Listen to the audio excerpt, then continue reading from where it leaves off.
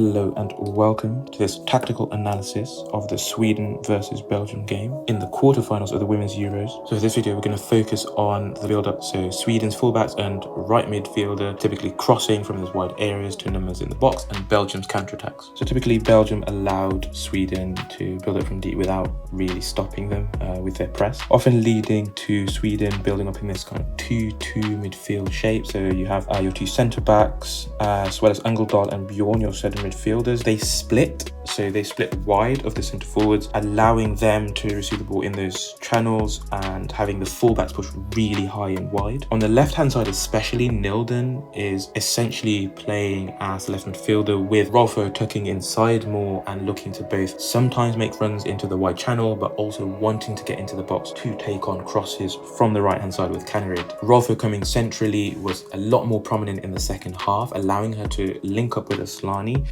who throughout the game was roaming to either side, typically towards that right hand side, looking to help Kaneryd, and Ilestedt, the right fullback, who's looking to make those supporting runs or also help cross from that right hand side, maintain numerical advantage on that side. With all these crosses coming into the box, you have the far-sided fullback, so in this case Nilden coming in. She's going to tuck inside both to help in case there's a slightly overcooked cross, but then also she can help kind of clean up on the edge of the box. She's also supported in that space by Angeldal, the number 16, who took a number of shots from the edge of the box. So whilst Belgium played short initially from their goalkeeper in a 2-4 build-up versus the 4-4-2 press of Sweden, often looking to play an initial short ball and then a longer ball into the wide areas, I think it's better to just have a look at a scenario. So here we have Sweden building up out of the back. It might look like this was from open play, but actually the ball has just come from Lindahl. This gives an idea of how little pressure Belgium sought to put high up the pitch. Eventually Sembrant looks to try and play a longer ball to Blackstenius, who's dropped off, whilst the Belgian players are looking to get back into kind of like a 4-4-1-1 shape or a 4-4-2 shape. Note here the positions of one Asllani,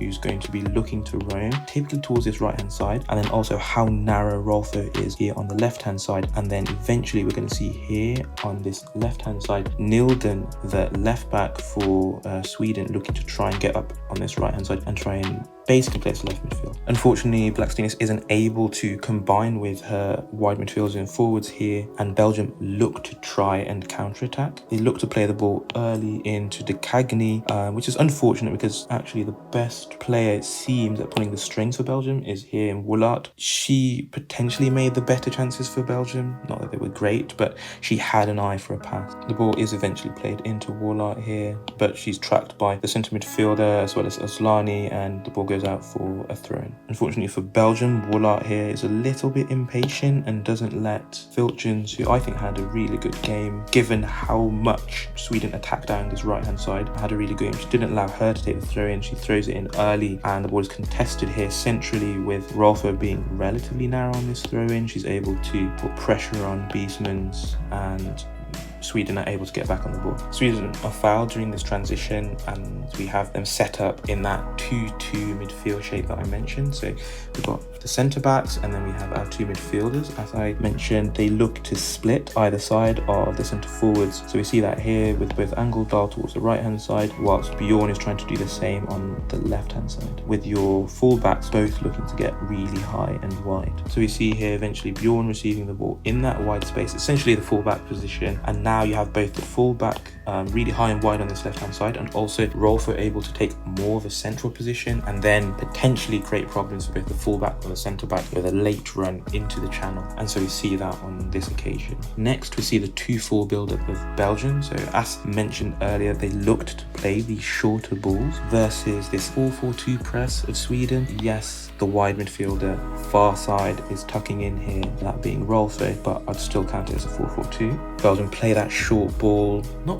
really looking to do tiki-taka or play through the lines, instead kind of pulling Sweden up the pitch as much as they can, and then Everard is playing the ball longer. The ball is immediately headed back, but Biesmans is able to play the ball back out to Minnaert on this left-hand side, and from there Belgium look to set up their dynamic attack. Fortunately for Minnaert, in this left-hand space, she's tracked by Ilstedt, who did quite a good job actually attacking-wise, at least with regards to supporting her wide midfielder. She tracks the the runner here, forcing a pass back into Van Hevermaet here centrally, and then she looks to play the ball out into De Cagny, who's taken up a left-hand side left midfield position. So De Cagny is able to get into this position. They kind of created this transition for themselves, but this is a really poor through ball that she plays here. Unfortunately, this was kind of the level of end product from Belgium, which is why they couldn't really create any good chances despite getting into what I would classify as good positions. The ball goes out and Sweden are able to build up out of the back. Again, easy build up out of the back. Belgium not really engaging them that high, happy to drop off,